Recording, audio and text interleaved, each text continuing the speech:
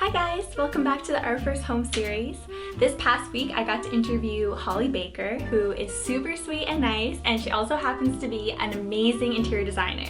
Make sure to check out her Instagram and her website in the links below, and also subscribe while you're already down there. It's about our shared love for old houses, and she shared her experience being a self-taught designer. It was super fun, and I hope you guys like it. Here it is. Oh, so how are you? First of all, it's so nice to meet you. I'm great, thank you. It's so nice to meet you too. Yes, Kit talks so highly of you. She was so excited for us to chat. So she was like, she loves pink, and I was like, well, I also love pink. So Yes, yes. I feel like you're also the perfect person because you love old houses. And I don't know if you saw much of like the other episode or anything, but like this house is pretty old. I mean, look at this is my heater. I love the old radiators. I love Yeah. that. Me too. And like even the crown moldings, like just super I think that's partially why I love this place so much, even though it's really small.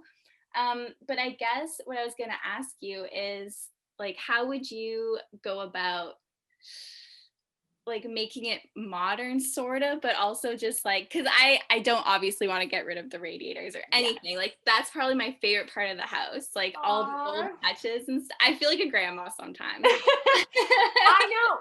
I'm not sure about you, but sometimes I do feel like I was born in the wrong century or something. Like I love the modern conveniences, but sometimes you'll watch a show and you're like, oh, I wish I could wear a dress like that. Uh-huh. And I find that most Like a people who love, fan. yes, yes, I'm swooning right now, honey. Like, get out my chaise. But it's people who have old houses, I find, do somehow feel like a connection to their spaces a little differently. Mhm. And there's two things about old houses is that one, there's a story and you're continuing that story. You're part of its story once you take on that house. So I tend to feel like a bit of a like on guard. I'm guarding this house's story because I don't know about you, but in our neighborhood in particular, and in a lot of places in Canada, we don't cherish old as much as we cherish new. Mhm. Like when we go to places like Italy or France or London, the buildings are all so old and they're beautiful. And a lot of our buildings haven't had the opportunity to get old because, at 40 or 50 years old, they'll go, we can put something bigger or better there. So I live in a neighborhood where there's a lot of old houses that are on nice lots. They're very big, and like most places in Canada, it's expensive to buy much of a house. So it makes more sense to split the lot in two, tear down that old house, and put up two, like they call them skinny houses. Yeah. And so for me, I'm like this on every house. I'm like, don't take it. You can't have it. Like I feel like I need to be like the one man army, like protecting something old. So for me, I feel like I do have that role when I like take on a house, whether it's my house or a project for another, like a client or a house I even plan to resell. That's part of the reason I've chosen to personally buy and resell certain houses because I'm like, if I don't fix it, it's going down. But like, if I can fix it, someone else will see what this can be. Yeah. And then the second part is that we do need to make them livable because unfortunately a lot of things that were like having tiny kitchens or having a maid and like or like a butler's pantry, some of these weird little corners and quirks about old houses, Mhm. you have to embrace them but also find ways to, like you said, modernize them and make them Yeah. livable. Otherwise you're going to end up fighting it, like Mhm. at every turn. Like I just find that sometimes there you just have to make concessions, and some of those involve like obviously updating your wiring or your plumbing, but some things, it's funny how like we look back and thought down on certain things and now they're not so bad. Like radiators, a lot of people now are kind of like, wow, radiant heat in the time of COVID, it means there's no air blowing around. It means Mhm. that the air is actually less, in an old house, you're not blowing through vents and all these other things. The air has got a nicer warmth to it.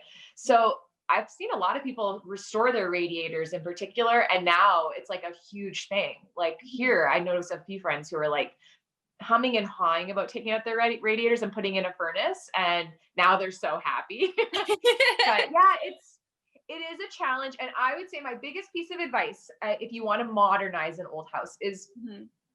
you already love the things like the crown molding, the radiators, the Mhm. original floors, whatever it is about the old house. make those what you can. Like for me, that was stripping the wood on the floors and giving it a more modern color. So I whitewashed it. I like hand brushed and then immediately wiped to get like the exact tone I was looking for. It's a labor of love, but a lot of people walk in and go, wow, I've never been able to find like old house with bleached wood floors. And it's like, well, yeah, I wanted it to look modern, and like light floors are really modern right now. Mhm. But other things you just modernize through furniture, because it's like, I'm not going to modernize my baseboards or my old French doors or like, No, no. I mean, you do what you can. I mean, like a good example is behind me on this side. This window is from 1937 and this window is from 2020. And you just have to find a way to like, this one is 10 times more efficient. And if I'm standing near it, I'm still warm. This one, I can feel a massive draft coming off. Yeah. So sometimes you win and you lose. Like, is this house fully energy efficient? Probably not. But do I love it? Yes. Mhm. Yeah, So you can't just, even tell the difference or anything between the window. yeah, you just have to really be able to clearly explain what you're looking for. Like I had to go through like 5 window companies to be like, see this number of window panes, like it will be the exact same there. And they're like, I don't know. And like they're just like had all these, you'll find a lot of people just have reasons to say no. They're not problem solvers. Most people aren't problem solvers, but Yeah. DIYers are always problem solvers. True. What Yeah. do you think your biggest project is going to be coming up? Oh gosh. Well, okay. So basically, I've already done a few things. Like, I think so far, what I've done, the hardest thing was I built my headboard. And for some reason in my head before I did it, I was like, this is going to be so easy. I was like, this is going to be fine, like, no problem. And I went to Habitat for Humanity and I found just like some old, like, flooring, like some vinyl Okay. flooring. And I was like, perfect. I'll just use that. I'll make it. And I have to say, like, I had to make these cuts that were like 45-degree angles, which sounds like whatever, no big deal. Yeah. I was using this old saw that just like was not accurate at all. Oh, I know. And I have to say, like, I was getting pretty frustrated. Like, I was like, okay, this is not fun right now. So, I have been there. I mhm, think we've all been there where you just like are borrowing someone's tool or yeah, something.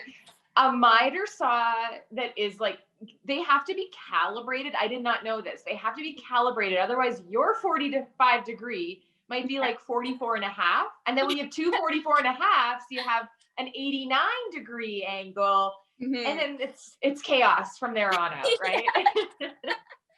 Yes, but I think my biggest challenge right now is I have a lot of blank walls.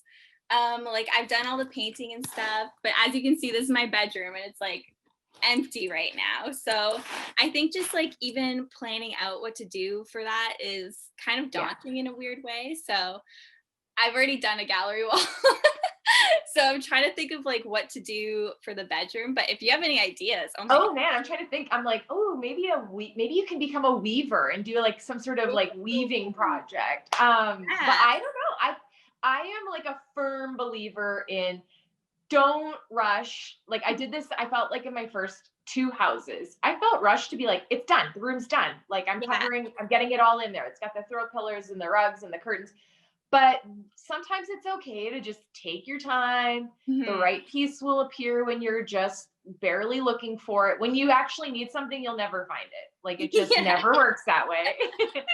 And I don't know about you, but I feel like the more I've come to like appreciate old houses, the Mhm. more I am okay with like leaving large stretches of wall untouched for 2 reasons. One, obviously, like that old plaster, like I hate repairing it when I make a hole in it or anything like Yeah. that. But like also, I feel like I want to let the beauty of the house and like some of those stories kind of take shape and let it evolve over time. And that's when that right piece will show up. Or sometimes it's nothing. Like, I mean, I've only had this house for a year, but there's lots of walls where I thought I would put something. And now that I have settled, I'm like, you know what? I don't think I need something. Like, I Mhm. think that wall is kind of special on its own. Yeah, yeah, I totally agree. And I do feel like when I first moved in here, I did feel rushed because I was like, I have to film all this stuff. I got to do the show. And then I painted the bathroom this like minty color. But now that every time I did like it at first, but now I go in at night and it feels like I'm in like a highlighter or something. So I feel like I'm gonna repaint that already. I'm already thinking that. So I definitely do wish I had taken my time a little bit when doing some certain things. But yeah, I guess my next question is, what did you think of the episode? And do you have any advice that you could give for me, like going on from here? Or No, I think it was great. And I love that you are so inquisitive and like first of all, I can sense that you really are passionate about like doing stuff. And I think that that's something that a lot of people, especially, I hate to say this, but like in the time of COVID, I think it's more pronounced that people are kind of like, why haven't I done this, that, or the other thing around the house? When you're home a little more, you're like finding these sore spots that are standing out. So I think seeing somebody out there and like doing it is, first of all, great motivation. You have a great personality. So I love that. And I just think, yeah, I thought it was fun. Like first of all, everyone's a sucker for like a good project, but and YouTube content is like definitely different than TV content. I think it's a space where you can be less polished. Like you don't have to be like in these little weird sound bites, like yeah. on TV where it's like perfect job or like whatever, like you can just have fun with it. And I sense that. So I mean, I don't have like a ton of personal advice for you, like what you're doing. I think you're doing a great job. I think that people love to be inspired. So I think if you just keep inspiring people by tackling stuff again, and people want to see the flops. I've seen that a lot where like, I mean, I've shared a few things. I tend to like share on Instagram stories mostly. Mhm. And like, I thought I could salvage these old floors in our kitchen. And as soon as I started pulling everything up, I immediately was like, I cannot save these. Like, but I had done so much work. And as you share it, I like was expecting people, sorry, I think never mind. I was expecting people to be like, "Aw, you could do anything. Why did you like quit? Or why did you give up on that project?" But really, the thing I got back from some of these flops is that people were like, "That's so relatable. Like, I can't tell you how many times I've started something and then it didn't work out. So I just walked away." So seeing someone persevere, even when there's a challenge that seems unsurmountable, or like, again, just like 2020, we all have to like pivot. So like, then the project pivots. Like, I want to see that. And I think that on TV, there's this Disney version of renovating where there's like a manufactured drama, but it all works out in the end. And I think it's okay if it doesn't work out. So if you have those moments where, I did it, I got it done, but putting it in the room, just like your paint choice, like being like, you know what, I don't really know if it's working for me now. I think it's okay to say that and like share that process, because that's real and people relate to real. Yeah. And I think that's what paralyzes a lot of people from ever doing anything to their house. They're so scared of making the wrong choice. Yeah. So showing that you did it, aren't happy with it, but it wasn't necessarily wrong. You wouldn't have known you didn't like it unless you did it. But so I think sharing that stuff is just as important as sharing like all the good projects. Like if you don't think the couch turned out great, like be like, you know what? Someone else might love the couch. I'm going to put it on Facebook Marketplace. I would love to see if anyone would pay anything for that couch. Like there's another show. Like have an auction for your creations. I made this from pieces in the garbage. I hope you like it. And I love the idea of reusing and repurposing. Like that's important. I think people need to focus on more of that. And that was a lot of feedback we got on any of the shows that I've worked on, that like they don't want to see stuff going in the dumpster. They don't want to see people ripping stuff out just for the sake of like a wow after. And I'm pretty conscious myself, like on my own projects, just that like everything gets repurposed where we can. If it can't, then maybe a salvage place like Habitat for Humanity. There's lots of architectural salvage yards. And they're fun like I go to them all the time and find new things. And then, suddenly I have a new project that I'm working on because I found something like, we're renovating the bathroom, honey. I found a new toilet, a used toilet. And he's like, what did I get into? There is one more thing I want to tell you before we sign off, but I was looking through your website and on your Instagram, obviously, and I love your style. And I feel like you Aw. actually did inspire me for one thing. I think in this random corner that I have in my bedroom, as you can see with the heater and everything, was that a good Okay. example? I don't know. I think I'm gonna put like a little hammock chair because I did. Oh, Yeah, I was so confused about what to do with this area. I actually went and bought this couch for this area, but it was way too big. And I was like, okay. okay, I don't know what to put there. And then literally I was just looking at your website and you had this little like hammock seat. And I was like, oh Yep. my goodness, that's it. You need Perfect. that. You need Yeah. that. And I hate plugging them, but they're like $49 on Amazon. Like Yes. like go for it. And that's a fun project too, because even though it looks so simple, like, oh, you just hang it. It's like, it does take a bit of work to like find out where the stud is, especially if your ceilings have texture. Like that was definitely a fun afternoon. Like my husband and I were like, wow, we thought this would be like a 10-minute project. And we're sitting here like ready to kill each other. But The funny thing about this house is like, I don't know if it's the old walls or something, but you can actually feel the studs. Like if you that's just go there. amazing. So is it drywall or plaster? I think it's plaster. I think. Wow. But yeah, like even if you look at it, the whole wall, you can see like all of the studs and all of the like, whatever. Well, you know what? Because you're lucky actually, because if it is plaster, like there's pretty much wood behind all the plaster. Like Mhm. the lathe is, I mean, it probably won't support a hanging chair, but you never have to worry about hanging in like a heavy piece of art because the lathe will carry it. So that's kind of nice. You don't need like anchors and Mhm. all that. But yeah, like see, just noticing details like that, a lot of people would be like, I don't really care. But like Mhm. that it meant that the texture means something to you. Like you're definitely going to be someone who I'm sure has saves a lot of old houses in your day. And like people like me will be cheering you on the whole way because there's not enough of us out here doing that. We have to like stick together. Absolutely. Absolutely. Moral support. Like old houses will suck your money, they'll suck your time, but they will never suck your heart. And like, it's very rewarding work, but you sometimes do need that little push to be like, it's Yeah. all worth it, right? And then someone goes, yes. Thank you so much for talking to me, Holly.